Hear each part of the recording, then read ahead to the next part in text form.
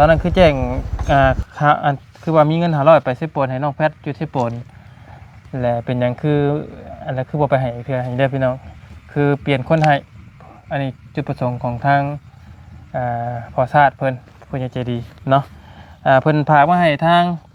น้องอ้อเด้อ500 บาทพอได้ค่ากระต้มขนมห้องเฮียนนั่นแหละเพิ่นและมีครับอ๋อนี่ก็ได้ฮอดห้องนึงพุ่นเนาะทำมาเลยเฮ็ด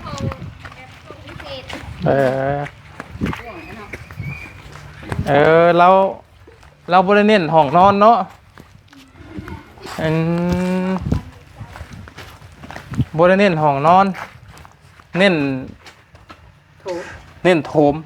เน้นห้องโถมห้องกว้างพี่น้องเอ้ยห้องนี่แล้วบ่ได้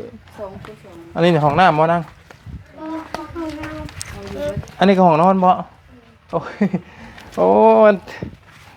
เราเฮ็ดห้องน้อยพี่น้องเอ้ยห้องใครตัวนี้ห้องเจ้าบ่ไปอยู่นำเมียบ่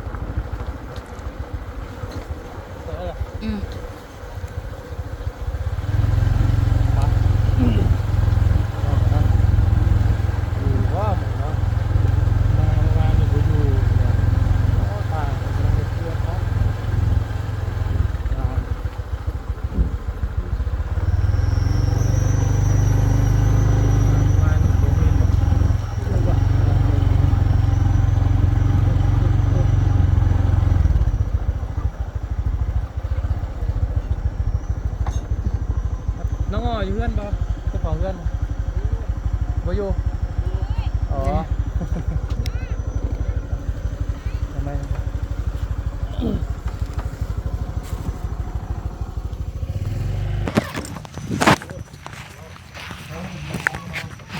ผ่อนแทนก็สบายดีและสวัสดีเด้อเราเปิดทุกคนเนาะยินดีต้อนรับสู่ช่องของหมอยาวก็แล้วอีกพี่น้องอีกรอบหนึ่งเนาะพี่น้องมาพ่อมาเจอกับช่องของหมอยาวในตอนนี้พอดีทั้งพ่อเพิ่นให้เขามาเบิ่งน้องอ้อพี่น้องเลยว่าครอบครัวน้องเพิ่นเป็นยังไงเปลี่ยนเบิ่งเนาะมาเบิ่งวันนี้ก็แจกหูแปลกตาน้องอย่างเนาะอ๋อโธ่มาเบิ่งวันนี้ขึ้นซ่านหลังปกใจหวานเลยท่มอยู่ถ่ายรูปด้วยเป็นทรงโมเดิร์นเนาะป๋อตัวเอ้ยพี่ละสบายดีป๋อคืออะไรเพื่อนหลังใหญ่แท้โอ้คือใหญ่แท้ว่าได้มาแต่หึงเลยป๋อโธ่เศรษฐีของบ้านอย่างก่อนนี่ลืมเลยก็ลืมบ้านนักขับได้ไปจักปู่เงินจากอันกาแฟบ่ไปใช้วันจะมาหาคือเวนวันนี้ไปหางัววันนี้ไปหางัวมันนี่ไม่ได้ไปบ้างบ่งัวมาแล้วโอ้ไม่ได้ไปมันเช้าออกเลยเดี๋ยวหมอกนี้เพิ่นใส่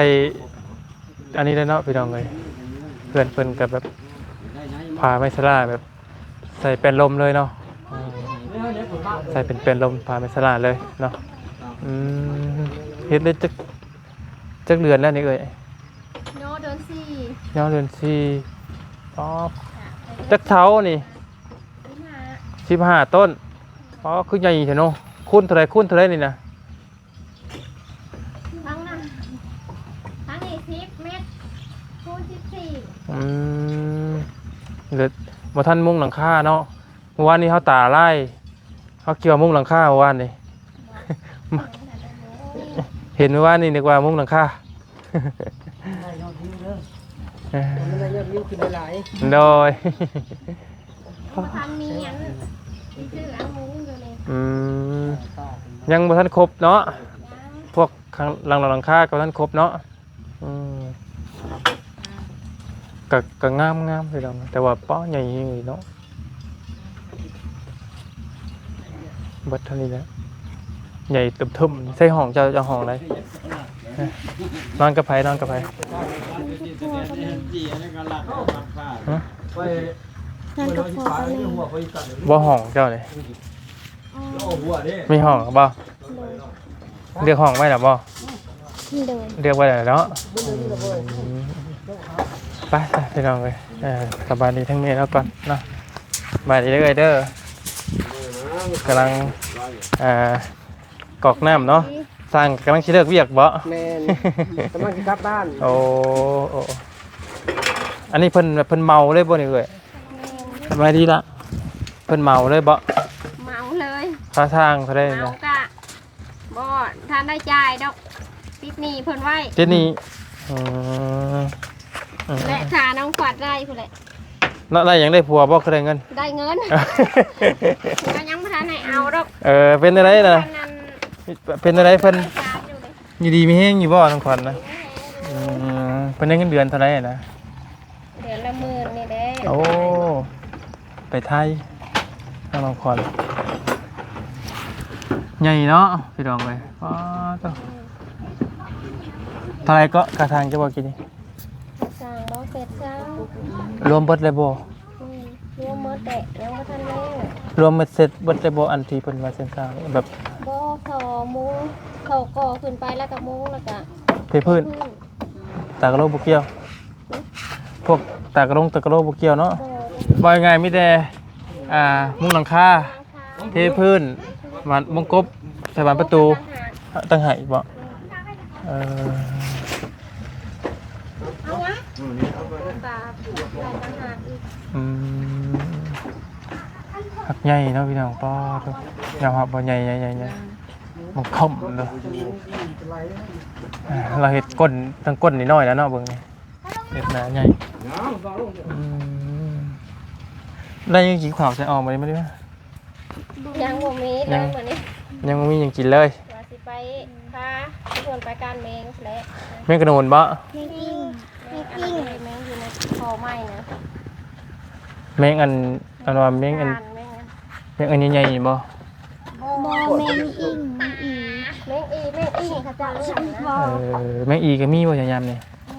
มันอยู่ในกระมังมันเป็นนาง ทางกันในบ้านแล้วเนาะมาเห็ดเนาะ โดย โอ้ยังแบบเป็นลมเปิ้นก็ใส่ไมสลาเนาะคานเพิ่นกะเทถึงเลยพี่น้องทางคานทางนั้นบ่ได้มาเห็นว่านี่จะตกใจพี่น้องเลยบากใหญ่นึง เมื่อวานนี่มา มาหาน้องเพิ่นนี่แหละมาหาน้องเพิ่นมาเยี่ยมมายามน้องเพิ่นจักหน่อยก็สิออกมื้อแล้วเมื่อไรจะน้องขอนไหมจะมานะยังมอง ได้มาแล้วเงินยังทันได้แล้ว หาเงินที่เทือนบ่ ได้เงินแหละ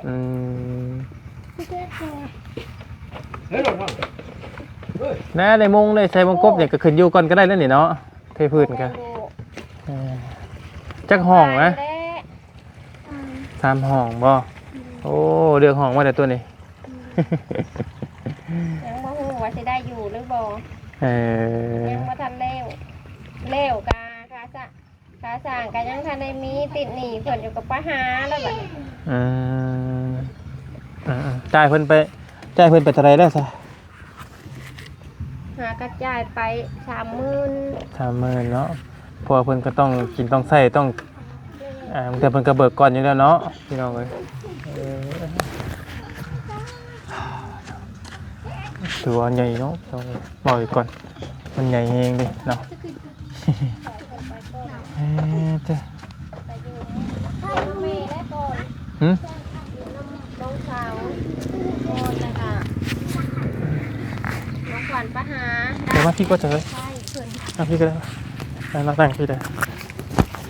ยืมน้ำมันน้องสาวกันบ่เบิดเท่าไหร่แล้วเอ้ยขออนุญาตถามเด้อ คือเพื่อนไม่ลายแล้ว รวมเบิดเท่าไหร่ฮะคิดเอาแบบคำนวณคร่าวๆซื่อนะ 7-80ปุ่น 7-80 ล้านบ่ นี่ก็ซื้ออันไม้อันนี้ก็ไม้อันเอียงตัวแนบอันนี้ก็6แผ่นแล้วก็อันนี้แน่แล้วก็ มันบ่กลัวแล้วบ่เอ้ย หมด7ล้านนี่นะก็ได้ เออ เห็นเงินสมัยนี้มัน แม่น แพง เพราะว่า5,000เขาได้ติดนี่พระเจ้าติดนี่พระพาเจ้า อืม ค่าช่างก็บ่ฮู้ว่าเพิ่นจะได้ยามใดก็สิได้หาให้คือว่าแหละหายืมนำเอ้ยน้องนั่นแหละ จังได้ไปหามาแทน แล้วฮอดยามเก็บกาแฟกับไปอีกเนาะ เจ็บเลยจ้ะ ฝักเซ่ เราไต่พุ่นแหล้ว เป็นฝักเซ่ ฮอดยามไปเก็บกาแฟกับไปอีกแหม คุณแล้วได้เดือนแล้วคุณแล้วจะได้อยู่บ้าน อันนี้ก็บ่ได้อยู่ประจำ ได้ บ่ อยู่อันนี้ก็ว่าวเร็ว แต่เฮ็ดนาแล้วเนาะ เห็ดนาแล้วเห็ดนาในกะที่ไปอันนี้จอยน้องขวัญนั่นแหละ หาผู้เดียวแล้วกะติยังน้อยอยู่เนาะ ไปต่อบัตรต่อเบอร์อีกมาต่อบัตรนี่ แนวมันแล้วไปน้องเนาะ ตอนที่ ผู้ชายผู้สาวเนาะก็ใช่คือซื้อนู่นซื้อนี่ก็เรือกับบ่ลายแล้วให้แม่ก็ได้ ตอนทีมงานเข้ามานั่นกำลังขุดเนาะเนาะ แม่น กำลังขุดพี่น้องหลังจากที่น้องคอนเพิ่นไปไทยเนาะทางเฮากับบ่ได้ค่อยเข้ามาเลยพี่น้องเอ้ยก็บ่ได้ค่อยเข้ามาเยี่ยมมายามเลยเนาะเข้ามามื้อนี้ก็ถือว่าเปลี่ยนแปลงหลายเนาะอันนี้เราก็ใส่เป็นแป้นลมเลือกเองบ่นี่สีนี่เนี่ย สีนี่บ่น้องสาว เอาตามหมู่มัก เจ้าโฟกนะแบบใดก็ได้ ถามน้องสาวถามลูกสาวว่าแบบใดงาม บ่ตามใจเจ้าของอีกตามใจน้องสาวอีกเพื่อนเจ้าของอยู่ตามใจพื้นอยู่เนาะ หมู่ว่างามแล้วก็เองก็ สี งาม สีบานเบลนะพี่น้องเลยงามแต่ว่าเฮาเลือกสีตัวมันตัดถึกให้มันถึกนี่ก็สีเฮือนนี่ก็งามแล้วเนาะเฮาสีเลือกสีตัวใดถ้าเฮือนเท่าไหร่มันเข้ากันนะมันก็งามอยู่แล้วเนาะเฮาก็จักสิมีบุญวาสนาอะไรได้สิได้แบบนี้นี่ โอ้ย และขึ้นโครงห้างก็ที่ก็ยังดีแล้วพี่น้องเลยเนาะ ก็แหงได้เลยเนาะ โอ้ แหงหาเงินแบบนี้ บ่ได้เลย อันนี้ก็จักแน่ได้แหละก็เหตุไปนี่แหละเป็นหนี้เป็นสินไปนี่แหละ ความบ่เป็นหนี้ก็บ่ได้เนาะ แม่น เพราะว่าเนี่ยต้องกล้าเป็นหนี้นะพี่น้องเลย เออ เบิดหลายแล้วเผื่อสิ ลายแล้ว พุ่นแล้วเกือบเหยียบล้านพุ่นแล้วพี่น้องเลย เออ เฮือนอันเนี้ย7-8 แสนพุ่นแล้ว7 แสนเนี่ยบ่อยู่แล้วเฮาว่า บ่ฮ้อนยังบ่ฮ้อน บ่เพื่อตกแต่ง เพื่อตกแต่ง เพื่อ นะ ตกแต่งเพื่อแล้วเสร็จสัดเชื่อสีฮ้อนอยู่ ประมาณพุ่นแล้ว แต่ว่าตอนนี้ยังบ่ฮ้อนดอกโอ้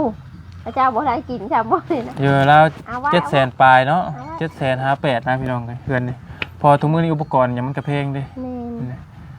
น หยังมันก็แพง ดินบล็อกนี่ก็หมดตั้ง 3,000 กว่า อืม เทพื้นนั่นซื่อๆเฮ็ด เทพื้นนั่นอันนี้เอาขี้ดินเข้านี่ก็หมด7.5 ล้าน อืม มันบ่ได้ไม่ง่าย อืม อืม ก็ไปในหนึ่งยัง20ล้านเลย คือแห่คือซ้ายนี่อีกแห่ซ้ายนี่ก็โหลดลงซ้ำ เฮาเข้าใจนะเฮาเคยซื้ออยู่ทรายเลย เคยสั่งทรายมาอันห้องน้ำน้องน้อยแล้วพี่น้องเลยน้อยเดียวครึ่งยังละครึ่ง น้องน้อยก็ ล้านสอง งามเลยเนาะ โดยเห็นในทางเพิ่นนั่นแหละแคมทางนั่นแหละก็ยังบ่ทันพออยู่นั่นก็ได้แต่ว่าบ่ใหญ่ชำเจ้าหรอกเขาบอกอยู่ มันก็ขึ้นโค้ง ก็ขึ้นโค้ง บ่ใหญ่ก็เอาแล้วแต่ เนาะ บ่ใหญ่ก็เอาแล้วเพิ่นเฮ็ดให้จังนั้นเนาะ เพิ่นเห็นให้ ทำไมก็เอา บ่ใหญ่ก็เอาแล้ว ทำไมก็เอาได้เฮ้ยใครก็ว่าบ่ได้ อืม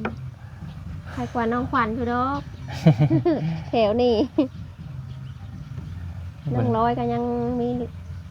ได้หลายอยู่ ในห้องน้ำเนาะในรถเพิ่น ห้องน้ำได้โหลดอีกจักหน่อยก็เข้าพาเฮือนอีก แล้วก็ได้อีหยังพวกมันค่ารักษาน้องดีนั่นแหละเนาะ น้องขวัญก็ ทำใจพอได้ก็เลยหนีจากบ้านไป ความฝันเพิ่นเป็นจริงเนาะพี่น้องเอ้ยบ่ได้เข้ามาแต่หึงแล้วก็เข้ามาเยี่ยมเพราะว่าพ่อเพิ่นฝากเงินมาให้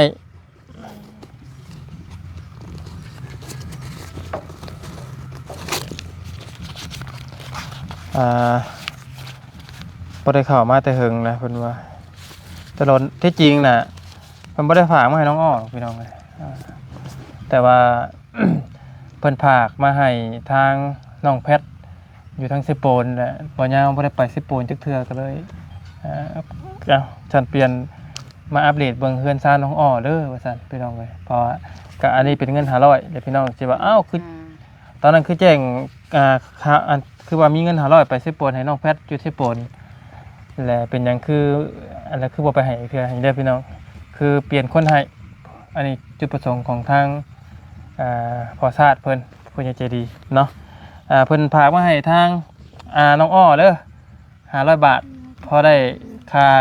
กระต้มขนมห้องทำโรงเรียนนั่นแหละเพิ่นและมีแต่ว่าก็ขอบใจทางพอชาติเด้อ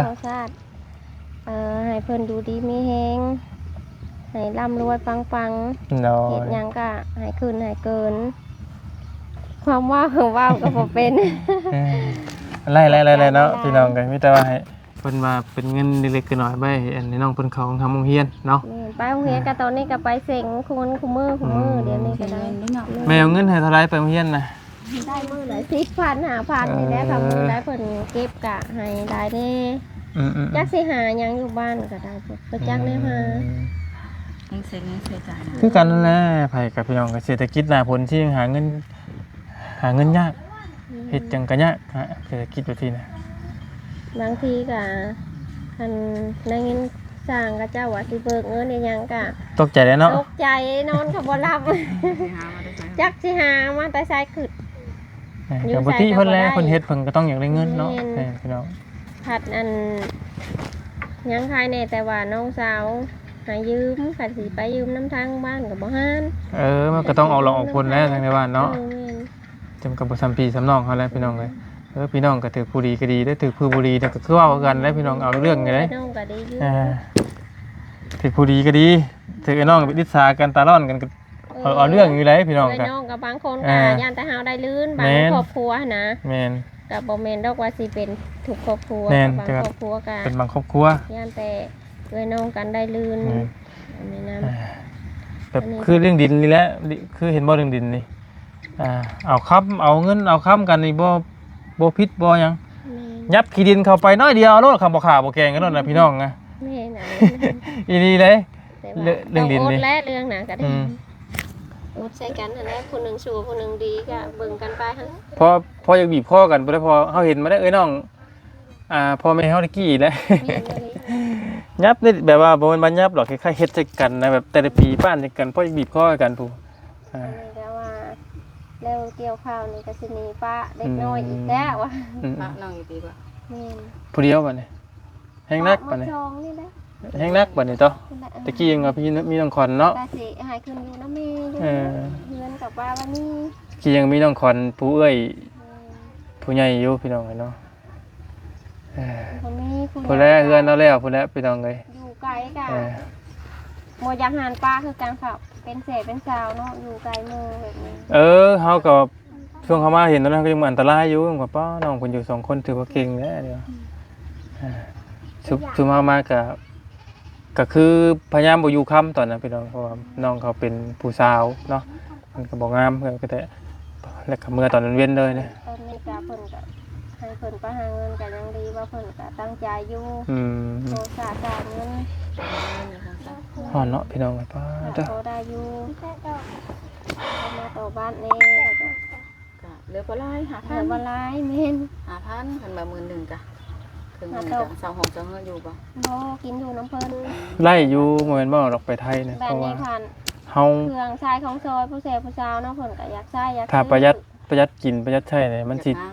นสิต่างกันกับอยู่บ้านเฮาคืออยู่บ้านเฮานี่แบบว่าอันนี้เพราะว่าเฮาพ่อเฒ่าก็เคยไปอยู่ไทยกันพี่น้องไปอยู่มาแต่น้อยแต่ใหญ่พี่น้องคือเฮาอดกินดีแล้วพี่น้องเอ้ยใช้เงินมื้อละ พี่น้องเชื่อว่าบ่ยาวตอนบ่ยาวเฮ็ดเปียกอยู่ไทยนะใส่เงินมื้อละ40 บาทเอาอีหลีเอ้ยอีหลีใส่เงินมื้อละ40 บาทแล้วก็ จะจงอยู่ได้โอ้ย แล้วก็แต่ว่า อันพวกทีมงานก็บอกข่าวมาเยี่ยมยามน้องโอ้ในน้องข้าวชูกับน้องขวัญกัน เลยซื้อหมูซื้อได้อยู่ได้กินเขามาใส่ตู้เย็นแต่เฮาสิมีซื้อตู้เย็นซื้อหยังไว้หมดเลยแล้วก็ซื้อโครงครัวแล้วก็มาเฮ็ดกินยามแลงตอนเช้าก็แม่นขี้ข้านเฮ็ดก็แม่นซื้อหมูปิ้งหยังกินแล้วก็แล้วพี่น้อง ขั นะ นไปทายขันของสาวเขาซื้อนะไม่แต่แบบนั้น แม้แต่แบบนั้นและก็จักได้เงินบ่ได้เงินแล้วจนเฮ็ดเดือนแล้วหลังใหญ่บ่ยาวกะพี่น้องเอ้ยตอนนั้นกับภายในบ่ได้หึงเลยเฮาเฮ็ดเทือนตอนนั้นก็ภายใน2 ปีเฮาเฮ็ดเทือนแล้วต่อแต่ว่ายอมรับว่าบ่ยาวเจอเฒ่าแก่ดีเฒ่าแก่ดี ประหยัดอันนี้ก็ได้ไปไทย เฒ่าแก่ดีเพราะว่า ประหยัดก็คือว่า เฮาได้มื้อละฮะ หลายปีก็บ่ได้เนี่ย ค่าแรงเฮาได้มื้อละ500ถ้าว่ามื้อใดเฮาเฮ็ดโอตกมื้อละ700อ๋อรุ่นบ่ยาวเฮ็ดอยู่ในมื้อละ700นี่ถือว่าสุดแล้วค่าแรงมื้อละ700นะและเฒ่าแก่เป็นเฒ่าแก่มหาสารคามเพิ่น 20,000 เพิ่นค่อนข้างจะแพงบ่ยาวนะพี่น้องเพิ่นสิแพงแบบว่าแพงเพราะว่าเฮาใช้ง่ายนะและส่วนใหญ่เป็นลูกหลานเพิ่นแหละเพิ่นเขาใช้ยากเพราะฉะนั้นเขาจะขี้ข้านได้เป็นลูกหลานเพิ่นเด้บางคนนั่นแหละ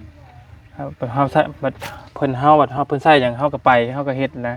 แล้วก็เลยเวลาเฮาก็ยังเฮ็ดให้เพิ่นอยู่นะเพิ่นก็เลยแพงนะ อยู่แล้วก็คันสั่งมาเฮ็ดแล้วก็ยืมเพื่อนคันสั่งบ่มาเฮ็ดแล้วก็ กะว่า กินก็ทำคำสั่งที่ก็ยังทันได้มาก ะว่ามื้อใดสิได้ขึ้นกะว่าปีใดเดือนใดตั้งเป้าไว้นะตั้งจังนี้ ตั้งเป้าไว้ว่าน้องขวัญว่าปีหน้าสงกรานต์ว่าคันสิได้ขึ้นว่าได้ขึ้นก็บ่ทันได้แล้วดอกมีแต่สิโบกซื่อๆแล้วก็สิขึ้น ยัง โบ บ่ กแล้วก็เฮ็ดบันไดแล้ว โบกเฮ็ดบันไดเทพื้นก็คือเฮือนเฮาเนี่ยเฮ้ยใส่บานประตู แม่นชายบ้านประตู เพื่อนชื่อเฮาก็ เทพื้นโบกเฮ็ดบันไดขึ้นแล้วก็ เพื่อนบ่ถามไปเฒ่าเฮาอยู่คือมื้อนี้ก็มีแต่บ่ได้มีหยังบ่ได้มีแต่มุงอีหยังพวกตาหลอกตากะโลก็บ่ได้มี สียังบ่ได้ทา ไผก็บ่ได้ทา เนี่ยสิบ่ได้ปูดอก บานประตูก็มุนว่าแหละหลอกว่าแหละ น้องขวัญก็คิดอยู่อ่ะกลางคืนก็สิ อืม สิว่านายอ้ายมาอยู่ว่าซั่น ให้คืนว่ะ พุ่นแลฮอดมื้อวันจังว่ากันเนาะยันแต่ฮอดมื้อวันน่ะมีจ้อยนะ มีดอ เอก อป้าซะมีแต่ระบาขอย้ายขึ้นเบิ่งเทิงในน้องอ้อพาระบาขึ้นไปเบิ่งกว่าเติมเถื่อระบามีวาสนาระบาสิไปมุ่งเฮ็ดอยู่เอาต้นแบบเฮ็ดมาเฮ็ดอยู่เฮือนเนาะเฮ้ย ห้องก็บ่งามดอกห้องน้อยๆเห็นห้องน้อย ครับโอ้นี่ก็ได้ฮอดห้องหนึงพุ่นเนาะทำมาเลยเฮ็ด ๆห้องพิเศษ เราบ่ได้เน้นห้องนอนเนาะบ่ได้เน้นห้องนอนเน้น ถูก เน้นโถมเน้นห้องโถมห้องกว้างพี่น้องเอ้ยห้องนี่แล้วบ่ได้ 2 อันนี้ห้องน้ำบ่นางอันนี้ก็ห้องนอนบ่โอ้ยโอ้มันเราเฮ็ดห้องน้อยพี่น้องเอ้ยห้องไผตัวนี้ ห้องเฮา ห้องเจ้าบ่ไปอยู่น้ำเมียบ่ใหญ่มากนะพี่น้องเลย มาอยู่ที่ นี่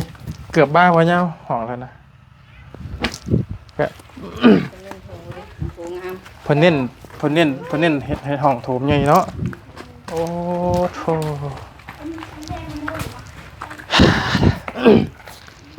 คักตัวนี้กับบ่กันเนาะ มีห้องไปขวัญ เดี๋ยวเราบ่กันพี่อีกเลยเรากันพุ่นอีกเนาะของมักให้มักมันเนาะพี่น้องเอ้ย น้องขวัญบ่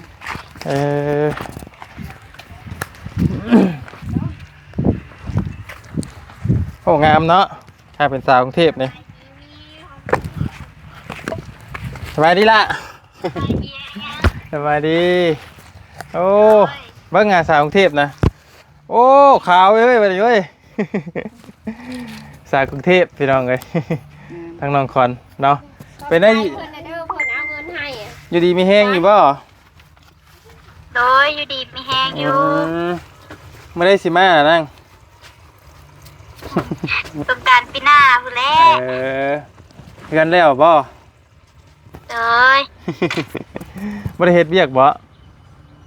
ถ้าก็เลิกงานเข้ามาก็เลิก จะเข้างานจังโมงอะนะ เข้างาน7:00 น. เลิก5 โมง แม่นเลิก5 โมง อันมองเฮ็ดมองเก่าเจ้าบ่ บ่ได้เห็นหมองเก่าแต่แถมอยู่ใกล้กันกับหมองเก่า ดีแล้วไปเฮ็ดไปไทยครั้งแรกก็ยังอยู่ได้เนาะบ่คิดฮอดพ่อคิดแม่ ถือว่าเก่งแล้วปะพ่อแม่ได้เนาะ เอาสามีแต่ละนั้นเด้อไอ้ เอาเงินมาให้ทางน้องอ้อเพิ่น500 บาทพอได้ค่าโรงเรียนไอ้สิออกเมื่อป้าก่อนอยู่ดีมีแฮง ขอบใจเด้ โด อย อยู่ดีมีแฮงล่ะสู้ เอาหลาย ๆโดยเพื่อนแล้วเลยจังพ่อกันไหม ป้าเอ้ยมีแต่เท่านั้นเด้อถ้าสิออกเมื่อก่อนโดยมื้อหน้าสิมาเยี่ยมมายามใหม่มาระบาดถ่ายรูปเพื่อนกันจังบัด นี่ตะวันออกไปป้าก่อนเด้อบ่ได้เด้อโดยพี่น้องเอ้ยป้าทางมาเจ้าเองกันสิได้ออกเมื่อป้าก่อน โดยเป็นอย่างดีเนาะเอาพี่น้องก็อยู่ดีมีแห้งบุญกุศลทุกคนแล้วก็บุญขอบคุณทั้งพอซ่าหลายๆเด้อขอให้พลาดเปิ้นจงสุขภาพร่างกายแข็งแรงเนาะความเจ็บป่วยได้ความไข้บ่ให้มีเด้อพอเด้อเนาะขอให้ร่ำรวยๆเนาะสำหรับคลิปนี้บ่ยาวกะเดินทางก่อนมันค่ำมันมืดแล้วพี่น้องเอ้ยพอดีพานะแม่นอเตอร์มานำบ่อยากพาเพิ่นเมื่อค่ำหลายพี่น้องก็อยู่ดีมีแห้งบุญกุศลทุกคนเนาะบ๊ายบาย